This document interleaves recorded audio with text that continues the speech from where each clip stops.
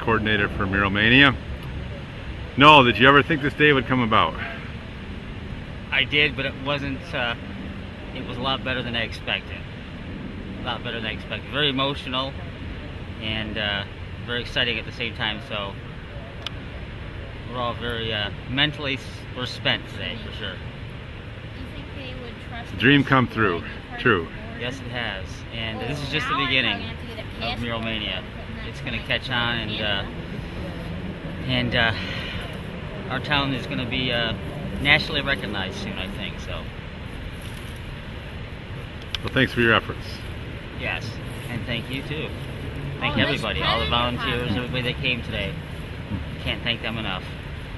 It's an interesting pen. Also, I would like to thank Mural Mania for coming today. They're based in Lyons, New York, but they've been doing a lot of great stuff and bringing history through art with other murals. Mural Mania is the preservation of history through community art. And I just want to introduce Noel. Noel's going to just come up and say a few words, and Marty Cracker, he is taking a video of this event, so I really appreciate that. Here's Noel. Thank you.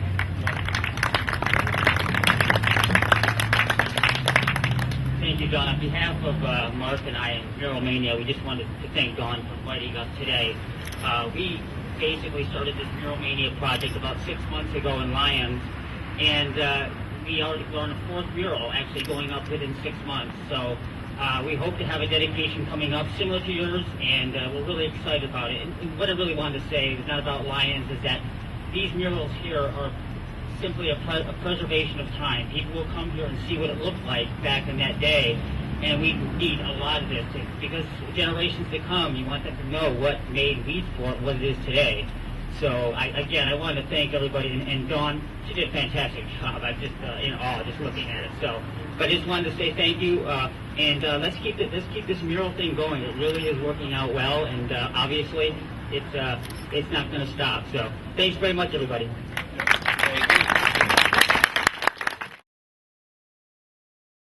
Okay.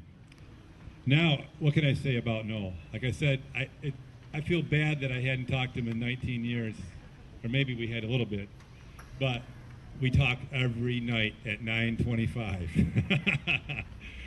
Because Noel works late, and he's always he drives to Syracuse every day, and he's coming back, and we talk till our cell phone batteries beep out. Trying to make sure every I is dotted and every T is crossed today. But his total dedication has been an inspiration for me. Noel was out here with a York rake and a tractor. We had to drive this tractor in. This Lisa Williams, I think if you're still here, God bless you, let us borrow this tractor. And it took us 3 hours to get it here because it went 2 miles an hour. But York raked the whole park, got the stones out of here. So thank you. But Noel spent the afternoon with that York rake, and man, was he pretty good with it. But like I said, it wouldn't be possible without the total dedication and vision of Noel and his driving force.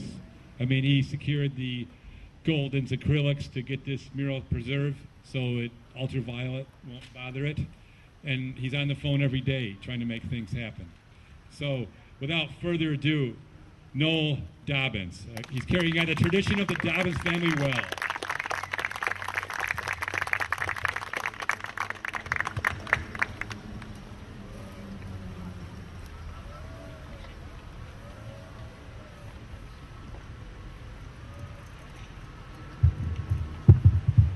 Good afternoon, everyone. I was up until about 2 in the morning last night, or this morning, trying to figure out what to say with this. And I can't think at this point right now a better place that I'd rather be, with my 2 daughters flanking me here, obviously, what this park is and the way it looks. And every time I look at it, I just, every single time, it changes somehow, and I pick up new little parts and pieces. And I just can't say enough about what has happened here. And first, I need to thank the volunteers, because these people that volunteered in doing either painting or the gardens or different things out there were just fantastic. They came down every Saturday and helped out, and luckily we had nice weather, except for obviously the grass. We had a 2-week layoff in rain, so little pieces came up, but we're getting there. And so I just want to thank the community members, the kids who came. The park was completely done by volunteers as a team, and I really think this is a community victory here, this park. And I hope that we can continue that on in different parts of Lyons, which are already started, as Mark had told you earlier. I always seem to get to the culmination of a project like this, and I have mixed feelings. Obviously, it's been a great 5 months getting this park ready. The way it was, and obviously there's some pictures over there that show you what it looked like before.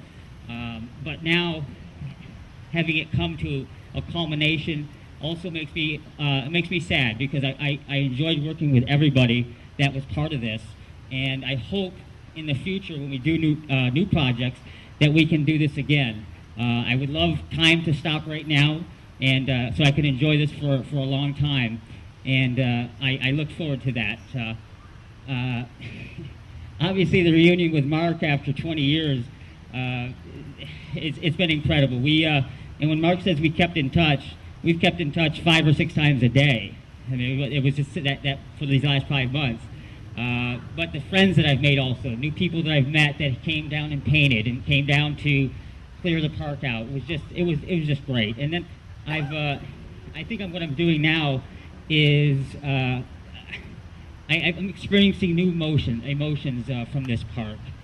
The rush that I felt when there's a deadline and something has to get done was just so enjoyable, and working with everybody was just a fantastic thing. And I think I sit back, I did a lot of sitting back by the guardrail back there while people were working on the project, and I just sat in awe a lot of times with tears in my eyes to see a mural being put up, or flowers being planted, trees being planted. It just was an incredible experience for me to sit back and watch this. And it's not too often that you have the opportunity to have a park named after your dad in his memory. So it's something that it was very special. And obviously, this new happiness that I have in my life, I have to give the credit to Dad. Just as he has his whole life, he was unselfish and always put everybody else before him. I was trying to think of times in my life with him that he wanted to do something for himself. It was always for us, and that's really neat. And it always takes after someone dies to really realize that as much as you do. His community involvement in Lyons helped really gain what it is today. He had the drugstore, which is in his 3rd generation now. It started with my grandfather, then to Dad, and then to Sean now. Everywhere he went, he'd always, wherever he was, he would always say, "I'm Winston Dobbins, and I live in Lyons, New York," when he met someone new. So it was always Lyons, someplace in that whole category. And if you remember some of the things, if anybody was at his funeral, one of the things I said was that the 4 months that Dad was sick, I learned more about him than I think I have in the 40 years that he's been my dad. And it's not because of a relationship, it's just that you take your parents for granted, and you think that you know everything about them, but you really don't. And I found that out now. And he had an impact on people. And when he was here, it was just the awe that he just went around town and talked to people. Didn't matter if he knew them or not, but he's the type of person to be as friendly as he could, and obviously jokes followed soon after that. So, also too, the memories I have of him since he's passed away are much clearer to me now. It's somehow a flick of a switch now that the ski trips that we took, the times they've taken us to the cottage, to different parts and different things that we did, memories of that are just so much brighter and clearer now for me. And I talked to Dad when he was sick, and we sat down and said, "What's our best memory that we have?" And the memory we picked out was skiing. We loved to ski.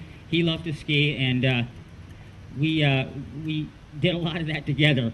Even though us 3 boys, we could be a terror on Mom and Dad, he the next weekend would pick us up again and go. And it was just never an issue with him, and I see that more clear now.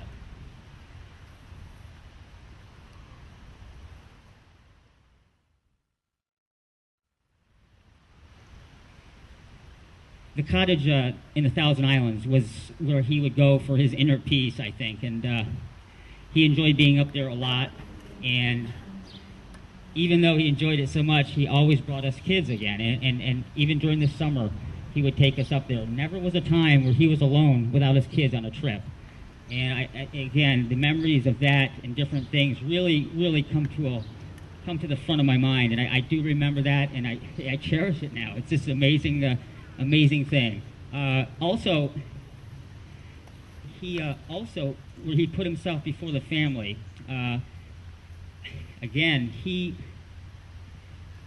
always asked us to go play tennis. He always sent us to camps. He always sent us to different things that he would think about for us and not for himself. And I truly miss that part of being young and going through all that with him. And I hope that these memories that I have will stay much longer, so I can really see that. His corny comments. I used to sit with Dad, and he'd make some comments, and I'd have to cover my face up because, Dad, what are you doing here? He would sit up at the cottage, and a kayaker would go by. And right away, I saw him looking at the kayaker, and I said, oh no, here we go. And he would say, he'd yell to the kayaker, hey, watch your wake. And some kayakers would go, oh, okay, I gotcha. And the others would just not say anything, going, who's that guy yelling at me about my wake? I don't have any wake. So, but that was some of the things that he really stuck out. One of the things also that he did was he would have the grandkids over, and we'd be there for dinner, and at the end of the dinner, he would bring over for dessert a banana peel with ketchup on the top of it. He'd set it on the table, and the kids didn't know what to do. They're thinking, do we really eat this? And it was just an incredible memory that I have when the grandkids were younger, the things that he did with them. It was just really neat. And so that's one of the things I remember too. Also, the grandkids that I think were at the later part of his life were the enjoyment that he had. He loved taking I know all the grandkids know about walks they took or things that he did with the kids. He always, again, made memories every single day with these kids, and it was just a neat thing to see. I truly wish he was here to see this today. Obviously, it wasn't the case, and I think if you are listening, I truly miss the smile that you had on your face. I really do miss your jokes, believe it or not. Watching you and Mom be happy together was always a neat thing for me to see. No matter how bad things were with me or anybody else in the family, those two stuck together. And I think one of the things that really how I accepted my dad's death was we were over at my brother Sean's house for a dinner, and we all left, and it was snowy out. And I got back to the house, and Mom had already gone home, and I only saw one set of footprints going into the house. And I think that moment right there, I just it finally hit me when that happened, and I miss the support that Dad you gave me in good and bad times. Anything that was an issue, he would talk to us about it, and believe me, when I was a kid, and probably my other brothers too, we got in a lot of trouble. So, but anyway, he was always there for us, and I miss watching you with the grandkids also. You would always beam up when the kids came over, or you'd beam up when they left, one or the other. I miss seeing my two daughters here, Haley and Sydney, lighten up, smile whenever they saw him, and I miss that part of it. I want to thank you, Dad, for showing me the correct path in life, the way you worked at the drugstore, the way you took care of your family. It's a perfect role model. I hope, Dad, that this park, I hope you like it. I hope you enjoy it. I hope you see lots of people here. I will always use it for your memory. I will come down here, and I truly want to make this park yours. and I think we did a fantastic job. I really do. I kind of want to end in just saying, a lot of you, some of you might not know, I keep a list of top 10 days in my life. And it's difficult because top 10 in your life, it's difficult to find I guess a day that's been better than others. But, and knocking one of the top 10 off the list has been tough. But this day today, and I think the day the mural went up, and I was sitting in the back, this will be added as one of the top 10 days in my life. And in Dad dying, he gave me true happiness, which I've never felt before. Never have felt before. And working on this, it was just an incredible happiness for me. And I know Dad, he pushed that along to me, and I really do appreciate it. I want to thank Carmela and Frank and Lori and Luke. It's been fantastic, and it means much more than you think for you being here. And I hope that we'll see you much more on different projects. And thank you everyone here for coming too. I just was enthralled by the turnout and the kids and everything, and I actually got to the end of this and didn't break down too much. So, but anyway, thanks again, and I look forward to getting together with everybody and at Studebaker's here after lunch, or for lunch, I should say. But thanks again for coming. And just one last thing I want to say, Ed Gantz, I do want to say a special thanks to him, and also Jack McCrannell's here. He's around someplace, or? Okay. I would sit at the house on the days that we were supposed to work on the park here. I would hear a lawnmower coming down the street, and I knew it was Jack.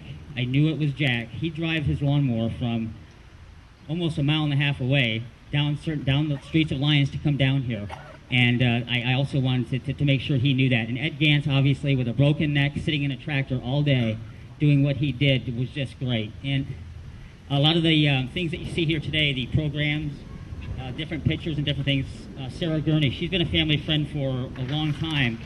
And I think that without her and her coordination, we wouldn't be like we are today, for sure. So I want to thank you for that very much.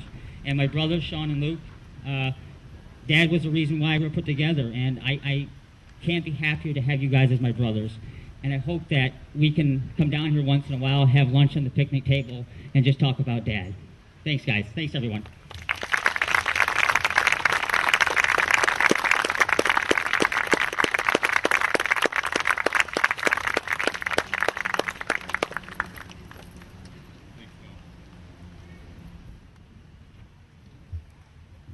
I just want to say that we came down here, and I think it was in early March, to look at where the mural was going. I mean, we did some Photoshop works to see kind of how it would lay out.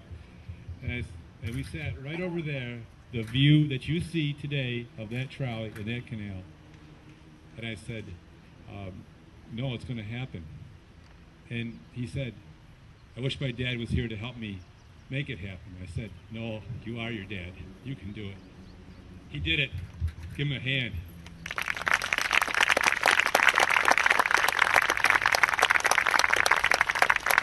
And I wouldn't be, when we were planting the flowers, I don't know how it happened, but in Winston Dobbins' flower bed, there's corn growing. And we have no idea how it got there. So Winston is still with us, believe me. There's right over there under the river birch tree is a corn. So we'll have a picnic down here with a couple years of corn in August.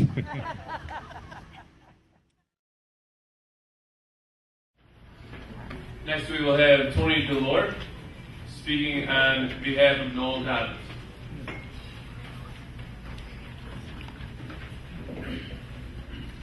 Noel Dobbins is an inspiration to all of us. He's a graduate of Lyons, and from his early childhood, he was displaying strong features of perseverance by battling the terrible disease scleroderma, which resulted in him losing limbs. Noel suffered with this diagnosis for 25 years until he passed away in October 2007. However, throughout his whole life, he never let his disease hold him back from his dreams. In the start of the 2007 year, he began to work with other Lyons community members on the project to spread murals throughout the town of Lyons and surrounding communities, more commonly known as Mural Mania. Through this program, Noel developed many dreams that he wanted to accomplish and began to make those dreams come true with the mural programs.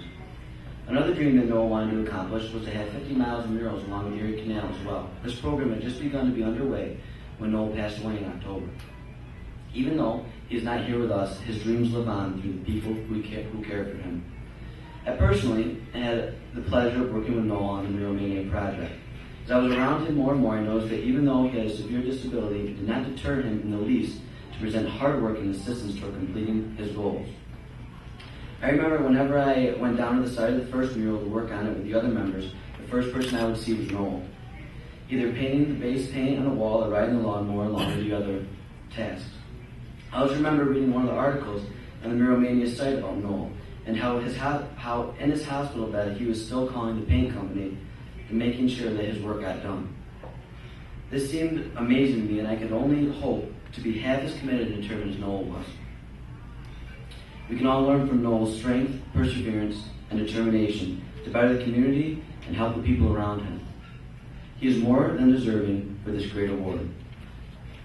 Right here I have a picture of after we had just finished the first mural, and Noel's right in the middle. And there is a quote on this paper by Henry Ford that I think describes what Noel worked by. And it says, "Coming together is the beginning, keeping together is progress, working together is success." At this time, I would like to call up Noel's daughters, Haley and Sydney Dobbins, to receive Noel's award.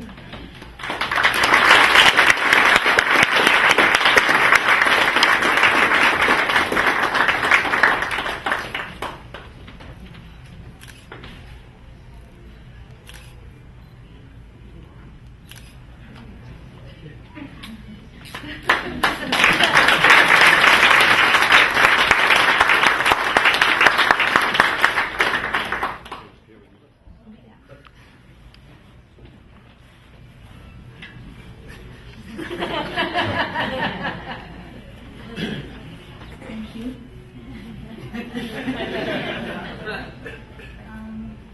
I just want to say that in my academic games, I got 3 first place, 1 second place, and I got 3 third places.